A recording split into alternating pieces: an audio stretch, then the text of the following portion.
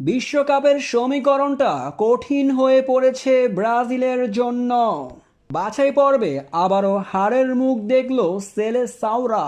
FIFA উইন্ডোতে Brazil মাঠে নেমেছিল প্যারাগুয়ের বিপক্ষে, সেই ম্যাচে হেরেছে ব্রাজিল প্যারাগুয়ের কাছে 1-0 গোলে।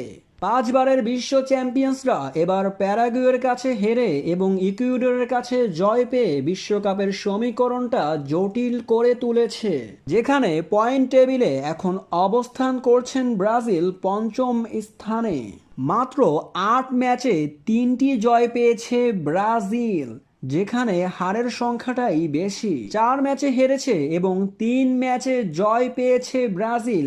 একটি ম্যাচ ড্র করেছে ফিফা উইন্ডোর এই ম্যাচগুলোতে, যার মাধ্যমে সেলেসাওদের পয়েন্ট দাঁড়িয়েছে 10-এ। কনমেবল অঞ্চল থেকে যদি ব্রাজিল বিশ্বকাপে সরাসরি খেলতে চায়, তাহলে বাকি 10 ম্যাচে 8 ম্যাচে জয় পেতে হবে তাদের, তাহলে তাদের পয়েন্ট দাঁড়াবে 34।